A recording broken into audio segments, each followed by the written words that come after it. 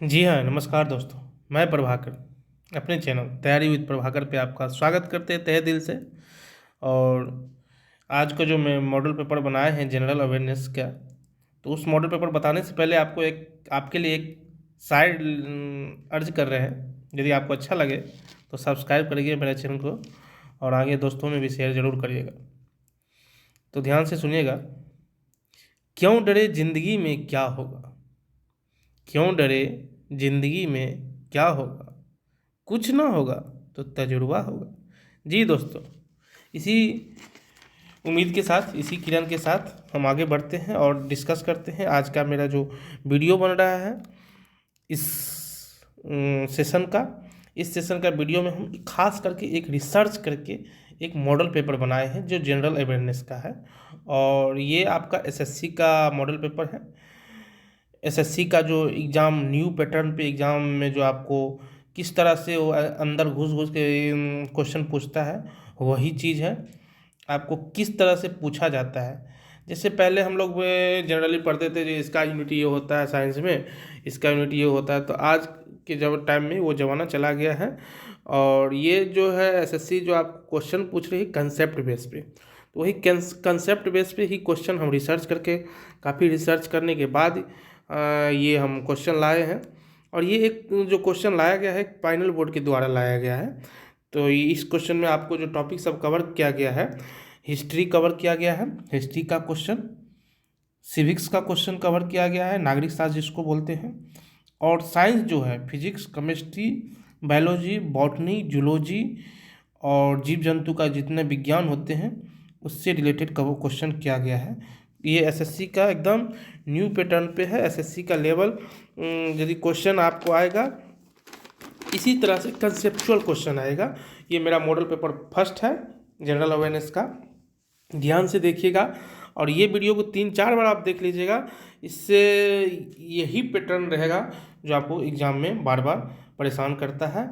और ये स्टूडेंट भी गलती यही करता है जो आसान आसान क्वेश्चन पढ़ के चल जाता है और फिर बाद में यही दिक्कत होता है, पैटर्न नहीं समझ पाता है। इसीलिए एक पैटर्न वाले वीडियो हम बना के लाए हैं आप लोग के साथ। तो ध्यान से देखिए, क्वेश्चन स्टार्ट करते हैं और जुड़े रहिए हमारे चैनल के साथ, है ना। ये क्वेश्चन मेरा फर्स्ट है। कंकाल का वह हिस्सा जो हड्डियों की तरह सख्त नहीं होता है और मोड़े जा सकते हैं, उसे क्या कहते हैं? यानी कि कंकाल का एक ऐसा हिस्सा होता है जो हड्डियों की तरह सख्त नहीं होता है लेकिन उसको मोड़ भी सकते हैं हम लोग, उसको क्या कहते हैं? इसमें 4 ऑप्शन है। पहला बिटरबी, दूसरा ऑप्शन है आपको काप्लस, तीसरा ऑप्शन है कार्टिलेज, चौथा ऑप्शन है ब्रेन। तो दोस्तों आपको सही आंसर बताना है और इस क्वेश्चन का जो आपको राइट आंसर है दोस्तों option C, cartilage. Option C जो है कार्टिलेज जो है आपको इस क्वेश्चन का आपका दोस्तों राइट आंसर है। तो ध्यान से आप लोग देखिएगा, एक एक क्वेश्चन का बहुत बारीकी से रिसर्च करके लाया गया है क्वेश्चन, पैनल बोर्ड के द्वारा मंगवाया गया है स्पेशल आप लोग के लिए। लाइकेन में एक क्लोरोफिल युक्त पार्टनर एक साथ रहते हैं। लाइकेन में एक क्लोरोफिल युक्त पार्टनर एक साथ रहते हैं। तो लाइकेन में कौन कौन सा पार्टनर साथ में रहते हैं दोस्तों, आपको इसका जवाब देना है। पहला ऑप्शन है शैवाल और कवक, दूसरा ऑप्शन है कवक और बैक्टीरिया, तीसरा ऑप्शन है शैवाल और वायरस, चौथा ऑप्शन है फंगी। तो इसका दोस्तों जो राइट आंसर होगा ऑप्शन ए, शैवाल और कवक। शैवाल और कवक जो है लाइकेन में एक क्लोरोफिल युक्त पार्टनर है जो हमेशा एक साथ रहता है। इस तरह से क्वेश्चन आपको आज की डेट में आपको एसएससी पूछती है, कंसेप्चुअल पूछती है, नहीं कि आपको डायरेक्ट क्वेश्चन पूछती है। तो आपको पढ़ना भी है तो कंसेप्चुअल पढ़ना है, नहीं कि डायरेक्ट पढ़ना है। नेक्स्ट क्वेश्चन है दोस्तों, शरीर के प्रतिरोधक क्षमता से जुड़ा सबसे महत्वपूर्ण कोशिका प्रकार है। सबसे महत्वपूर्ण कोशिका कौन सा है जो शरीर के रोग प्रतिरोधक क्षमता से जुड़ा रहता है? तो पहला ऑप्शन है आरबीसी, दूसरा है प्लेटलेट, तीसरा है लिम्फोसाइट, चौथा है डब्ल्यूबीसी। तो दोस्तों इस क्वेश्चन का जो आपका राइट आंसर होगा, राइट आंसर आपका option number C, lymphocyte. Lymphocyte जो है शरीर के प्रतिरोधक क्षमता से जुड़ा हुआ एक महत्वपूर्ण कोशिका है। लिम्फोसाइट आपको सबको याद रखना है दोस्तों, है ना। क्वेश्चन दोस्तों, नेक्स्ट क्वेश्चन की तरफ हम बढ़ते हैं। नेक्स्ट क्वेश्चन मेरा है, मानव शरीर की मांसपेशियां के बारे में निम्नलिखित में से कौन सा कथन गलत है। ये मानव का जो शरीर है उसके मांसपेशियां के बारे में निम्नलिखित में से कौन सा कथन आपको गलत है, ये आपको बताना है। तो ऑप्शन पहला है, मांसपेशियां केवल हड्डी को थक्का दे सकती है ना। ऑप्शन बी है, मांसपेशियां जोड़े में काम करती है। ऑप्शन सी है, सिकुड़ने पर मांसपेशियां छोटी, सख्त और मोटी हो जाती। तो देखो दोस्तों, ये ऑप्शन सी जो है, सिकुड़ने पर मांसपेशियां छोटी और सख्त मोटी हो जाती, ये तो सही बात है। तो ये गलत, ये पूछ रहा था जो गलत कौन सा है ना, मांसपेशियां से रिलेटेड, तो ये भी नहीं हो सकता है। बी जो है, मांसपेशियां जोड़े में काम करता है, बिल्कुल ये सही, ये भी बात सही है। मांसपेशियों का काम मदद से शरीर का सब पार्ट जुड़ता है, ये भी सही बात है। ऑप्शन ए जो है, मांसपेशियां केवल हड्डी को थका देते हैं, ये बिल्कुल गलत बात है। तो इस क्वेश्चन का आंसर आपका ऑप्शन ए होगा। इस क्वेश्चन में यही पूछ रहा था जो मांसपेशियां के रिलेटेड कौन सा गलत कथन है ना। तो इसका ऑप्शन हो जाएगा ए, मांसपेशियां केवल हड्डी को थका दे सकते हैं, लेकिन हड्डी थोड़े थका दिया जाता है दोस्तों मांसपेशियों के द्वारा, है ना। तो ये वाला ऑप्शन गलत है। चलो दोस्तों, नेक्स्ट क्वेश्चन, ये आप देख रहे होंगे, ये मॉडल पेपर एकदम जो है रिसर्च बेस्ड है। इसमें आपको जो भी क्वेश्चन मिलेगा कंसेप्चुअल मिलेगा, एक भी क्वेश्चन इधर उधर का नहीं मिलेगा। जो एसएससी चाह रही है वही मिलेगा आपको। क्वेश्चन दोस्तों, अगला क्वेश्चन है मेरा, 20 सेंटीमीटर फोकस दूरी की एक उत्तल लेंस को सतह पर सफ़ेद घोड़े के प्रतिबिंब बनाने के लिए बड़ी संख्या में काले रंग की पतली पट्टियां बनाई जाती हैं, वह प्रतिबिंब कैसा होगा। इसके लिए भी आपको दोस्तों 4 ऑप्शन दिया गया है। पहला ऑप्शन जो है दोस्तों, कम चमक वाला एक घोड़ा। ऑप्शन बी होगा आपको दोस्तों, काली पट्टियाँ का जबड़ा। ऑप्शन सी होगा दोस्तों, काली पट्टियाँ का एक घोड़ा। ऑप्शन डी होगा आपको चमकीला घोड़ा। तो दोस्तों, इस क्वेश्चन का जो राइट आंसर होगा दोस्तों, यदि हम 20 सेंटीमीटर फोकस दूरी पर आपको उत्तल लेंस का एक सतह से देखते हैं, तो इसका जो प्रतिबिंब जो है कैसा होता है, तो ये ऑप्शन आपको ए जो होता है, कम चमक वाली एक घोड़ा होता है ना। ये सारा आप कंसेप्चुअल बेसिक क्वेश्चन मिलेगा, आपको ध्यान से सारा क्वेश्चन को पढ़ना है और समझना है ना। नेक्स्ट क्वेश्चन है दोस्तों, ध्वनि की तीक्ष्णता किसके द्वारा निर्धारित किया जाते हैं ना। तो ध्वनि की जो तीक्ष्णता होता है वो किसके द्वारा निर्धारित किया जाता है। इसके लिए आपको दोस्तों 4 ऑप्शन दिया है। ऑप्शन ए, ध्वनि का वेग। ऑप्शन बी, ध्वनि का आयाम। ऑप्शन सी, ध्वनि का तरंग। ऑप्शन डी, ध्वनि का गति, है ना। तो इसका जो दोस्तों राइट आंसर होगा, आपको आप लोग को पता होगा शायद, ध्वनि का तरंग के कारण जो है आपको इसका तीक्ष्णता यानी कि तिरछापन जो है निर्धारित किया जाता है ना। जो ध्वनि जो होता है तिरछा जो जाती है, किसके कारण, ये तरंग के कारण, है ना। आपको बिल्कुल ध्यान रखना है।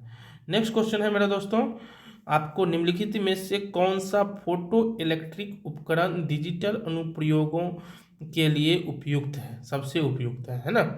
जो फोटो इलेक्ट्रिक उपकरण होता है दोस्तों, डिजिटल अनुप्रयोगों के लिए, डिजिटल उपयोगों के लिए सबसे उपयुक्त क्या है। ऑप्शन ए है फोटो डायोड। ऑप्शन बी है photo voltaic cell. Option C है फोटो उत्सर्जक। और ऑप्शन डी है फोटो वोल्टाइक।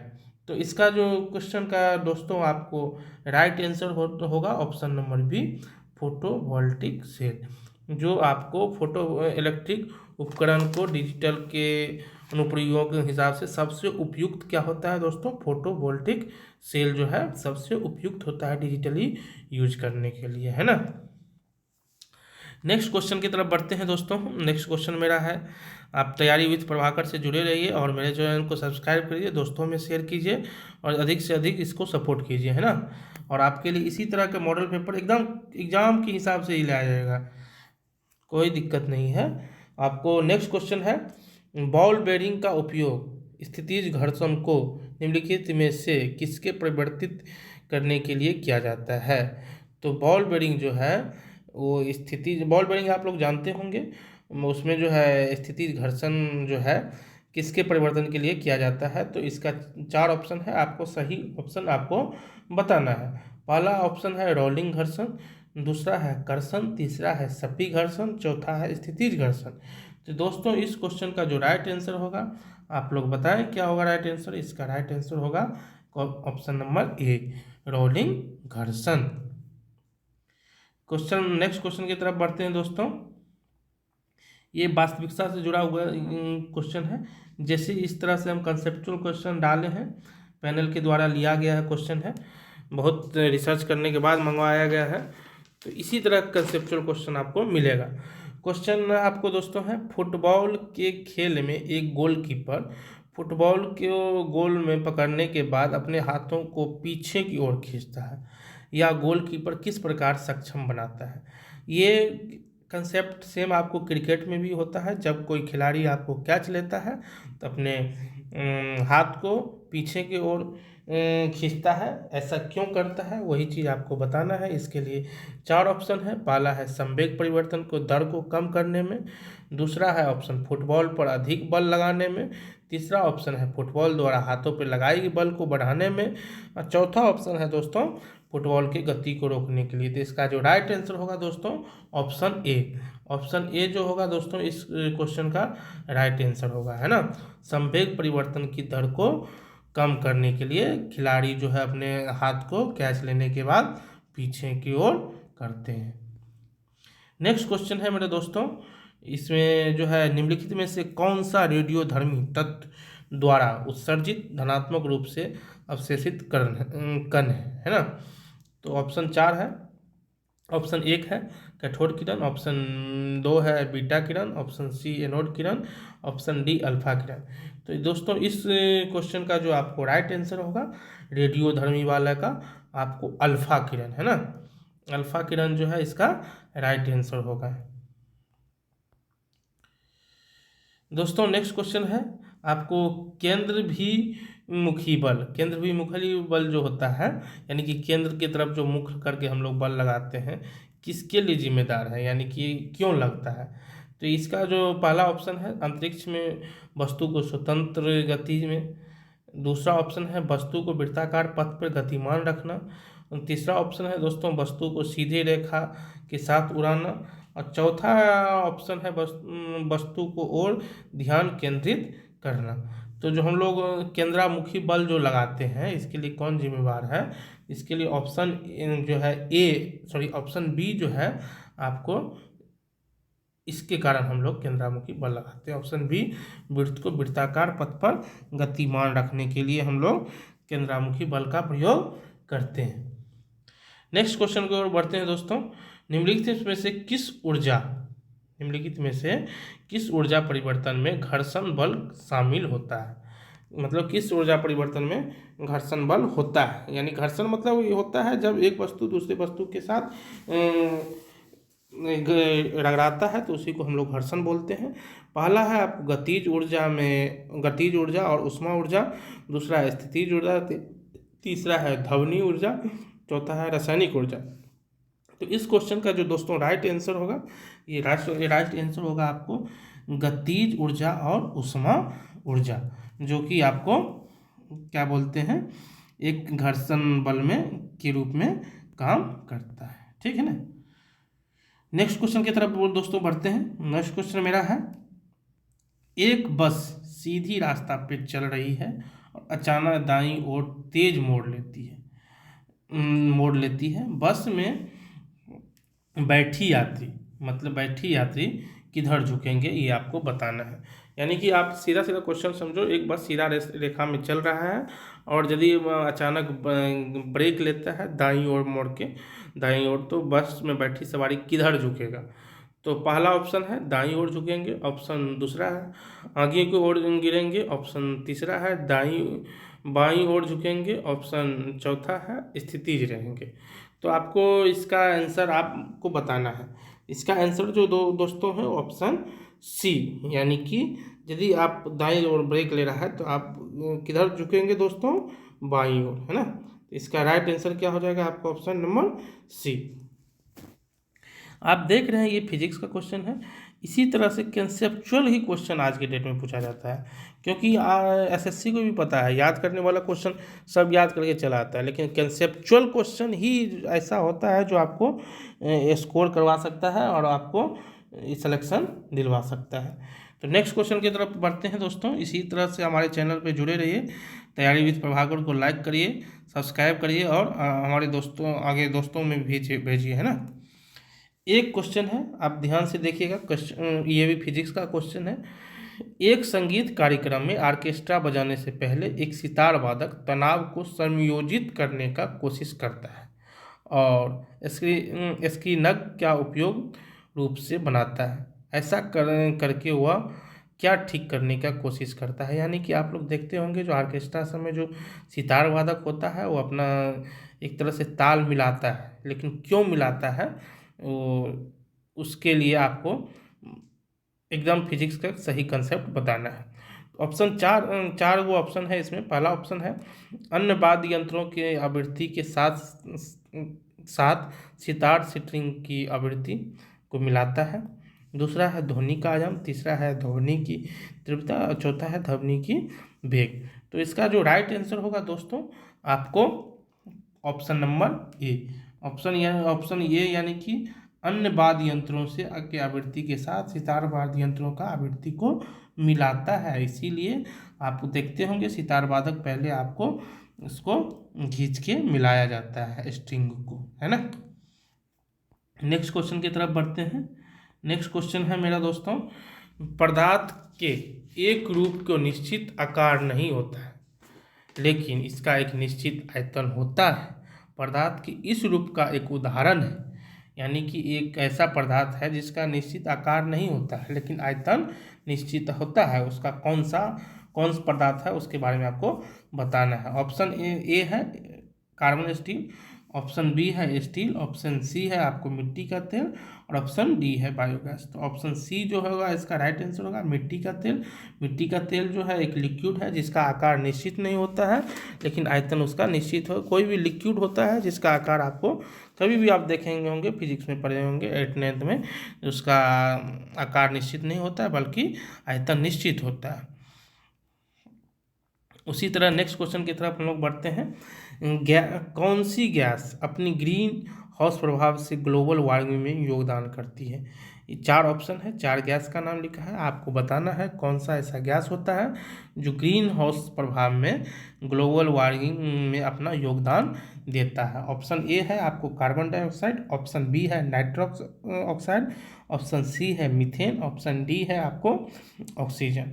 तो दोस्तों इस क्वेश्चन का जो आपको राइट आंसर होगा आपको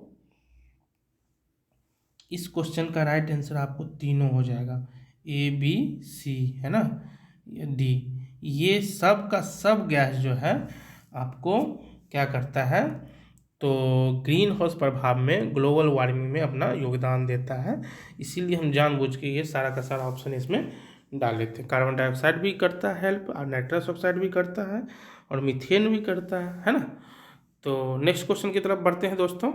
ये सब ग्लोबल वार्मिंग में आपको इफेक्ट में आपको हेल्प करता है।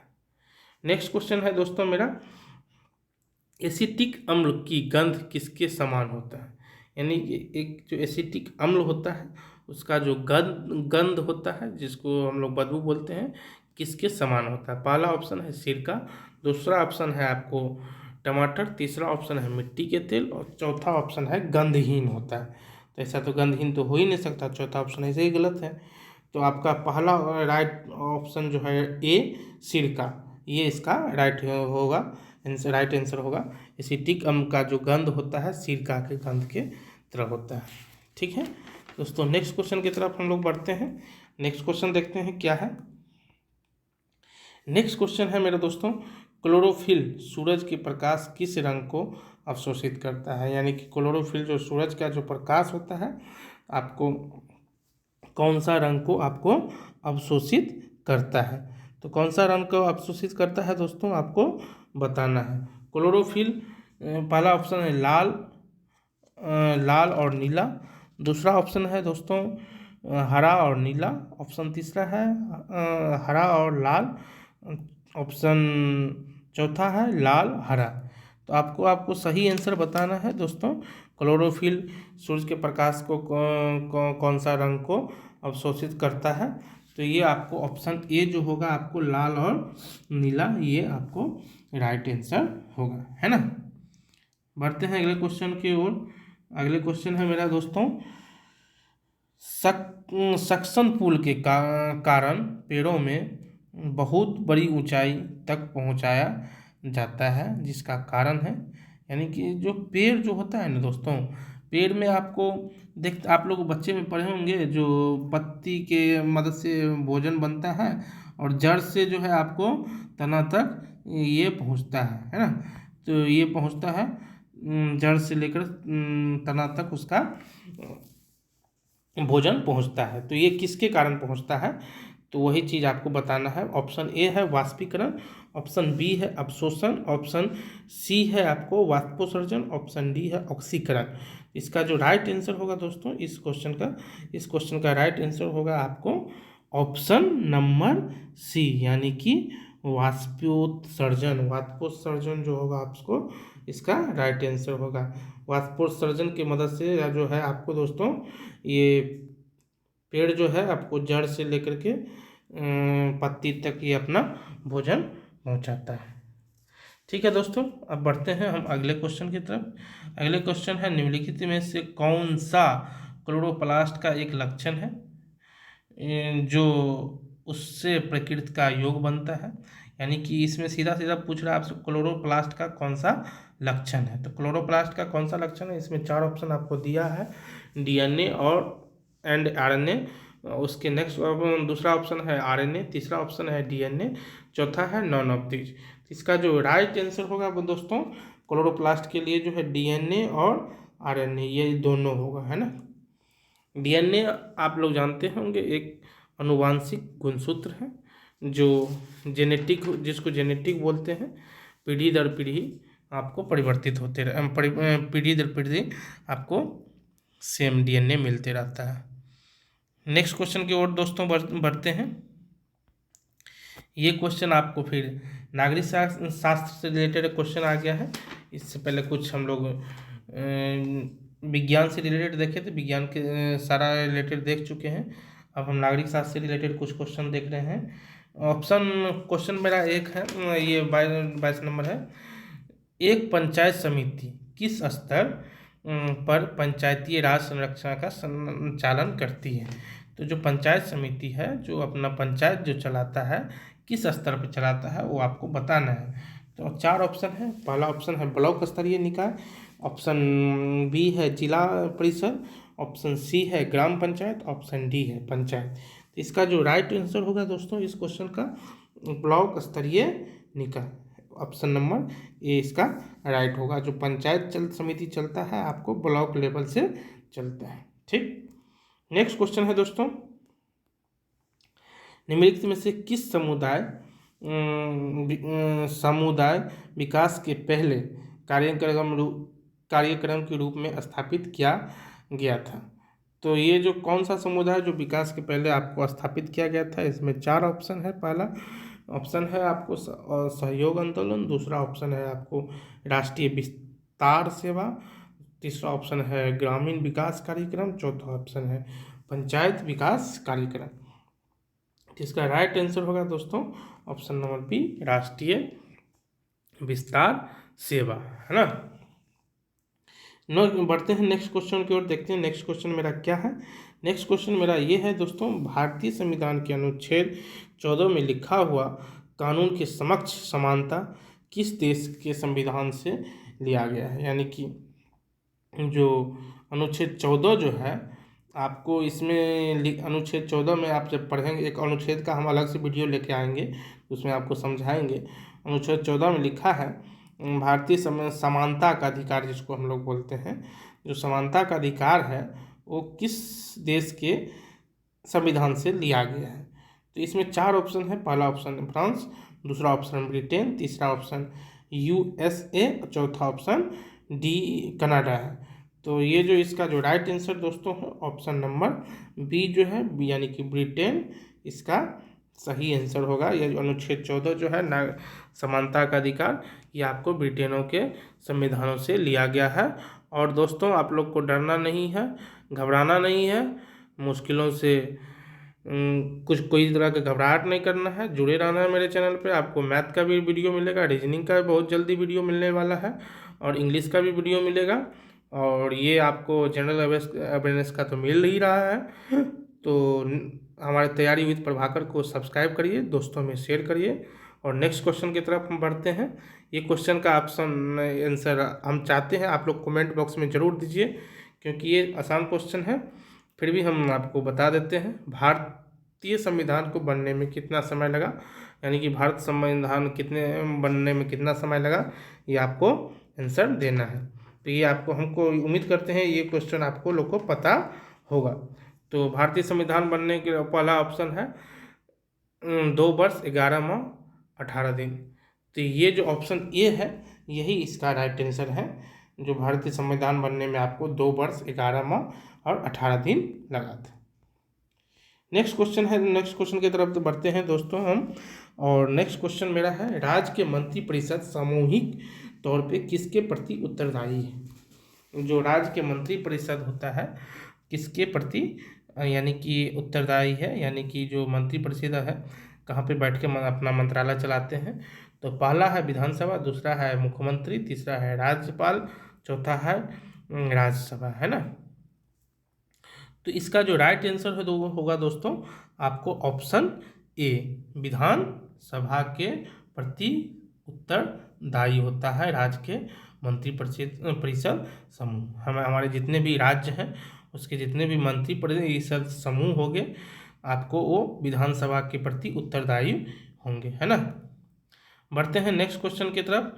नेक्स्ट क्वेश्चन में है मेरा ये है, जो 73वें संविधान संशोधन अधिनियम के तहत पंचायती राज संस्थानों में चुनाव लड़ने के लिए न्यूनतम आयु होना चाहिए। यानी कि जो 73वें संविधान संशोधन किया गया था उसमें बताया गया, उसमें क्या बोलते हैं, उसके हिसाब से जो आपको इलेक्शन लड़ने के लिए, चुनाव लड़ने के लिए न्यूनतम आयु क्या होना चाहिए पंचायती राज के लिए, पंचायती इलेक्शन लड़ने के लिए।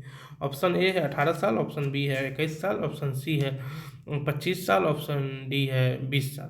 तो दोस्तों इसका जो राइट आंसर है आपको ऑप्शन नंबर बी, जो पंचायत वाला इलेक्शन होता है पंचायती राज वाला, उसके लिए आपको 21 साल का उम्र होना चाहिए। 21 साल के बाद से आप इलेक्शन लड़ सकते हैं। और वोट देने का अधिकार तो आपको पता ही है, वोट देने के लिए अधिकार आपको 18 साल का है ना। और क्या बोलते हैं, वोट देने का अधिकार आपको 18 साल के हैं, 18 साल के वोट देने का अधिकार होता है। और 25 साल के होते हैं दोस्तों, तो आप जो विधानसभा का जो इलेक्शन होता है वो आप लड़ सकते हैं। चलते हैं, बढ़ते हैं नेक्स्ट क्वेश्चन की तरफ। ये सब नागरिक शास्त्र का क्वेश्चन था, जो सिविक्स एकदम सेलेक्टेड क्वेश्चन लिया गया है, जो क्वेश्चन आना है बस वही लिया गया है।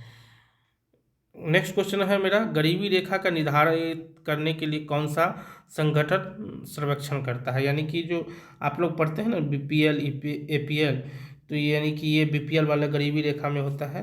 तो ये जो BPL का जो गरीबी रेखा का जो सर्वेक्षण करता है, इसके लिए जो है आपको कौन सा संगठन सर्वेक्षण करता है, ये चीज़ आपको दिया गया है ना। ऑप्शन पहला है आपको RBI, ऑप्शन दूसरा है NSSO, ऑप्शन तीसरा है नीति आयोग, और ऑप्शन चौथा है आपको भारत सरकार।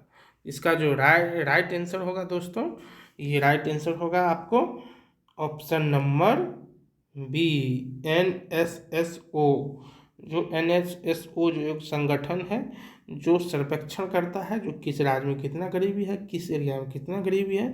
तो गरीबी रेखा का जो सर्वेक्षण करता है ये आपको NSSO करता है, जो एक संगठन है। बढ़ते हैं नेक्स्ट क्वेश्चन की तरफ।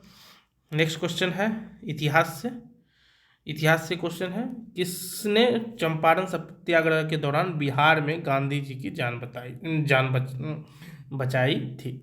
मतलब ये 4 ऑप्शन है, जो गांधी जी सत्याग्रह आंदोलन कर रहे थे आपको बिहार में, ये तो आप लोग को पता होंगे। तो उस टाइम में जो उनका जान बचाने का जो है श्रेय किसको जाता है? पहला ऑप्शन है आपको रविंद्र पाठक, दूसरा ऑप्शन है बतक मियाँ, तीसरा ऑप्शन है हमीद अंसारी और चौथा ऑप्शन है राजकुमार शुक्ल। तो दोस्तों इसका जो सही आंसर होगा ऑप्शन नंबर बी, बतक मियाँ जो है आपको इसका राइट आंसर हो। चंपारण सत्याग्रह के टाइम में ये गांधी जी को हेल्प किए थे जान बचाने के लिए, है ना। बढ़ते हैं नेक्स्ट क्वेश्चन, और ये मेरा 20 वीडियो का लास्ट क्वेश्चन है मॉडल पेपर का। इस तरह से 30 क्वेश्चन कंप्लीट हो जाएगा, और ये पूरा जनरल अवेयरनेस का सेट था। ये सेट नंबर 1 ये है, सेट नंबर 2 बहुत जल्दी हम रिलीज करेंगे। और ये दोनों सेट को आपको 3 से 4 बार आपको वीडियो रिपीट करके देख लेना है, आपको वो 100% याद हो जाएगा। और इससे आपको 100% यही कंसेप्चुअल आपको एग्जाम में क्वेश्चन, एसएससी जो चाहती है वही कंसेप्चुअल ही चाहती है आज के डेट में। उसको जो है सिंपल क्वेश्चन नहीं चाहिए, कंसेप्चुअल क्वेश्चन चाहिए। एग्जाम में भी पूछती है वही पूछती है। नेक्स्ट क्वेश्चन की तरफ बढ़ते हैं दोस्तों हम लोग। नेक्स्ट क्वेश्चन है मेरा, प्रथम बार संघर्ष के तरीके रूप में स्वदेशी एवं बहिष्कार किस दौरान अपनाया गया, यानी कि स्वदेशी का बहिष्कार जो है किस टाइम में किया गया था? तो इसका 4 ऑप्शन है। पहला होम रूल आंदोलन, दूसरा साइमन कमीशन का भारत आगमन, चौथा बंगाल विभाजन, और लास्ट ऑप्शन है आपको साइमन कमीशन का विरोध। तो इसका जो राइट आंसर होगा दोस्तों आपको ऑप्शन नंबर सी, यानी कि बंगाल विभाजन जो है इसका, बंगाल विभाजन टाइम में जो है इसका स्वदेशी का बहिष्कार किया गया था।